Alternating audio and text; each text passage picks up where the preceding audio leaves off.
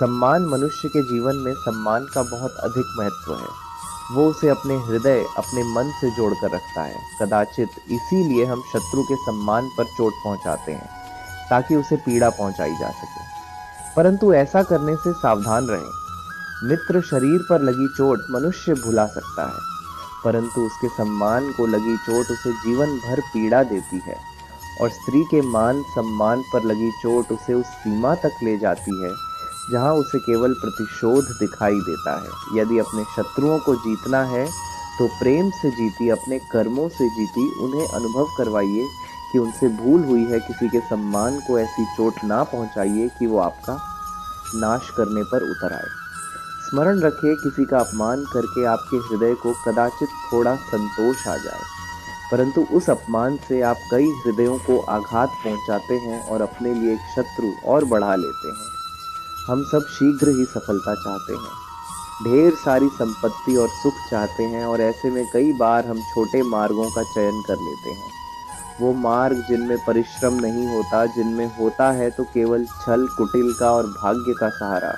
जैसे कि जुआ, कोई जुए के खेल में धन लगाता है, कोई दांव लगाता है और ये भूल जाता है कि चूहा ऐसा दलदल है कि जिसमें एक बार गिरे तो सर्वनाश से पहले निकलना असंभव है। यदि आप जीते तो और जीतने की भूख बढ़ जाएगी। नॉइस। और यदि आप कुछ हार बैठे हैं तो उसे पुनः पाने के लिए आप फिर से खेलेंगे।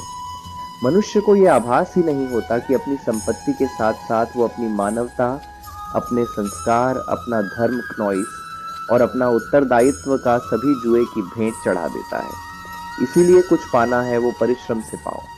यदि कुछ जुए में जीता तो वो उतना शीघ्र ही खो दोगे, क्योंकि उसे परिश्रम से पाया नहीं गया है। क्नॉइस और उसकी रक्षा करने के लिए आपके मन में स्वाभाविक प्रयास भी नहीं होंगे। क्षमा बढ़न को चाहिए, छुटन को उत्पाद। क्षमा इस संसार में शांति का, सुख का मूल आधार है। क्षमा आपके मन से प्रतिशोध और शत्रुता जैसे भावों को समाप्त करती है। परंतु क्या हर स्थान पर क्षमा आवश्यक है? क्या प्रत्येक का अपराध क्षमा करने की योग्य होता है? नहीं, कभी कभी उसे क्षमा करके हम उस व्यक्ति को और बड़ा अपराध करने की प्रेरणा देते हैं। और ऐसा ही अपराध है स्त्री का मान भंग करना, जिसमें क्षमा की कोई अवस्था नहीं।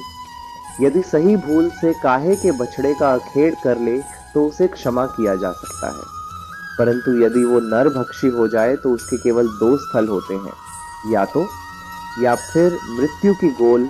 कुछ परिस्थितियों में क्षमा के स्थान पर दंड देना आवश्यक होता है। चूंकि ये दंड कब है? ये जो लोगों को वो अपराध करने से रोकता है।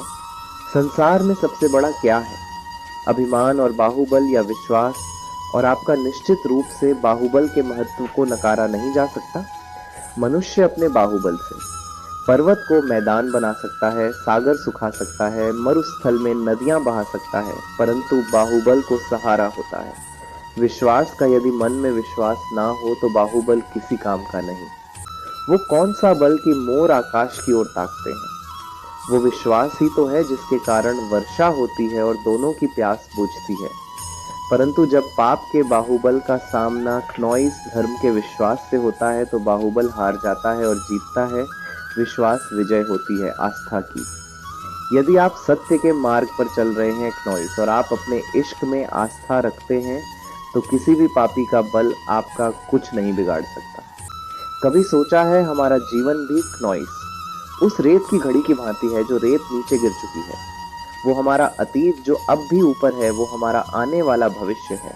और वर्तमान क्नॉइस ये संकुचित स्थल है जहां से धीरे धीरे करके रेत गिर रही है। अर्थात हमारे पास जीने के लिए यही एक क्षण है। उसका उपयोग कैसे करना है, यह हम पर निर्भर करता है। जो बीत गया उसका दुख मनाना है। ये जो भविष्य में होने वाला है उसकी प्रतीक्षा में क्रोध करना है। सब कुछ करने के लिए यही एक क्षण है, प्रसन्न रहना है क्नॉइस। तो उसके लिए भी यही एक पल है। प्रतीक्षा करते रहोगे तो ये पल भी भूतकाल में बदल जाएगा। इसलिए आनंद के लिए, परोपकार के लिए प्रतीक्षा ना कीजिए। आपके पास जो पल, उनका भरपूर सदुपयोग कीजिए, क्योंकि इस घड़ी को पलटकर आप फिर से समय अवश्य गिन सकते हैं, परंतु अपना बीता हुआ समय आप वापस नहीं लौटा पाएंगे। क्नॉइस, मनुष्य के जीवन में संतान का बहुत महत्व है। उस संतान के लिए वो कितने कष्ट से आता है, उसे पालता है, पूछता है, और यदि यही संतान संताप का कारण बन जाए तो क्या ये उसका दोष है? अधिकतर ये दोष हमारे लालन पालन का होता है। बचपन में बालक के हठ को मानकर हमें आनंद की अनुभूति अवश्य होती है, परंतु धीरे धीरे अपने बालक के हठ को मानकर उसके हठ के दास हो जाते हैं।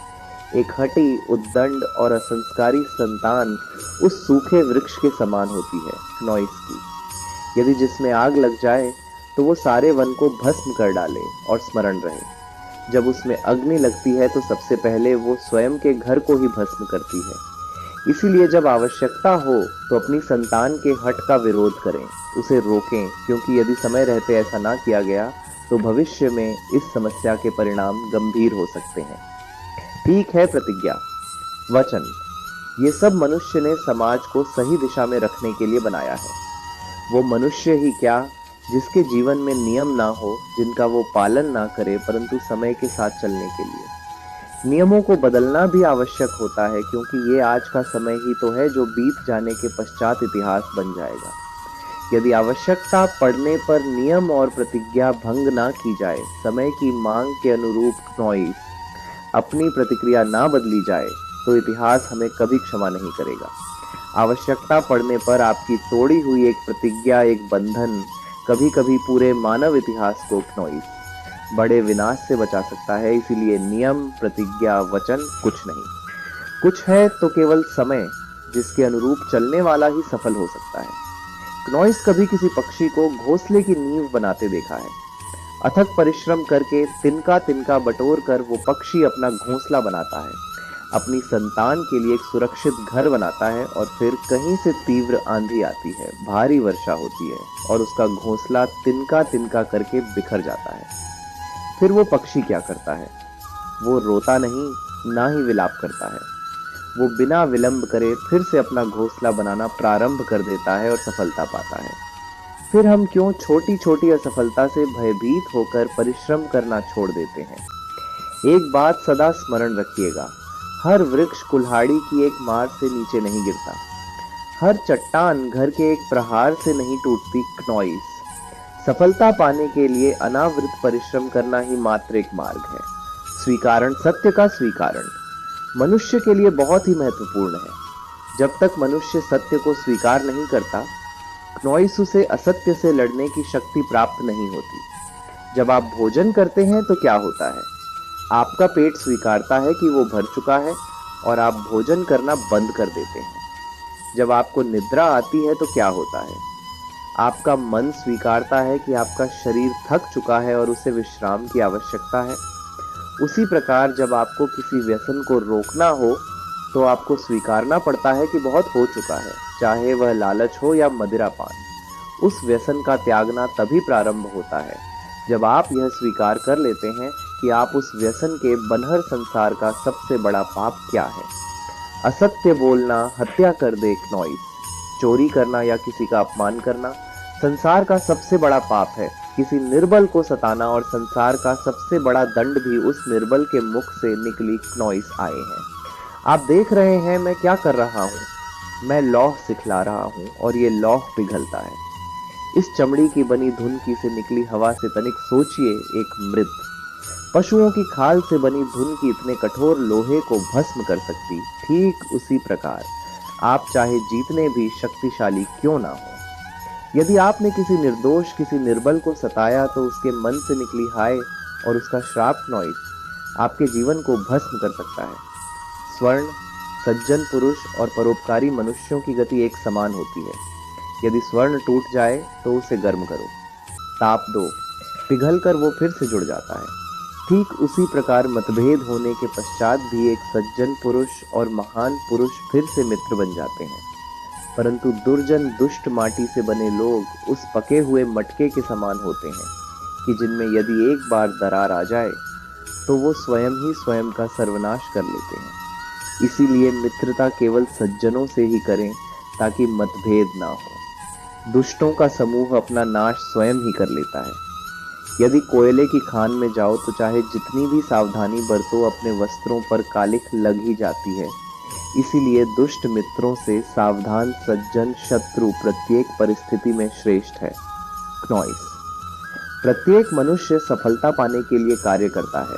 कुछ सफल होते हैं, कुछ नहीं होते, और जो सफल नहीं होते वो सदा अपनी असफलता का कारण या तो अपनी परिस्थितियों को बताते हैं या अपने सहयोगियों को दोषी ठहराते हैं। परंतु क्या वास्तविकता में ऐसा ही होता है? कुछ अन्य पौधे उपजाते माली द्वारा उगाए वृक्ष हमें ठंडी छाया देते, हमें फल देते हैं, ईंधन के लिए लकड़ियां देते हैं, और बिना परिश्रम के उपजित हर पतवार यदि कुछ करते हैं तो ये कि वो भूमि को बंजर बनाते हैं। हमारा मन भी रिक्त भूमि की भांति होता है। यदि अपने परिश्रम से उसमें सुविचारों के बीज डालोगे तो फलदायक विचार उपजेंगे, और यदि उसे रिक्त छोड़ दिया तो खरपतवार की भांति अनुपयोगी विचार आपके मन को अपना घर बना लेंगे, आपके मन को मैला कर देंगे, उसे बंजर कर देंगे। अब निर्णय आपका है कि आपको सुविचार देने वाला मन चाहिए या कुंठा देने वाला। क्या कर रहा हूं? क्या कोई परिस्थिति या कोई व्यक्ति किसी की असफलता का कारण बन सकते हैं? उत्तर हाँ भी है और ना भी। कैसे? नॉइस। आप इस तितली को देख रहे हैं, आपने एक मक्खी को भी देखा होगा। प्रकृति ने दोनों को समान गुण दिए। रस पान करने का एक तितली फूलों पर जाकर उसका रस लेती है और इस अवस्था में नए फूल खिलने की व्यवस्था भी करती है, और मक्खी घाव पर बैठती है, घाव को सड़ाती है और रोग भी फैलाती। यदि इसमें किसी बात का अंतर है तो केवल सोच का। यदि आप उचित मार्ग चुनेंगे तो आपको सफलता मिलेंगे, आप में उत्साह बढ़ेगा, और यदि आप अनुचित मार्ग चुनेंगे तो आपको असफलता मिलेंगे, निराशा मिलेंगे। अब उचित मार्ग सुनना है या अनुचित मार्ग, यह निर्णय तो आप पर निर्भर करता है। मनुष्य सदा भला बुरा, खरा खोटा, सत्य असत्य की बातें करता है, सत्य को अच्छा मानता है और असत्य को बुरा।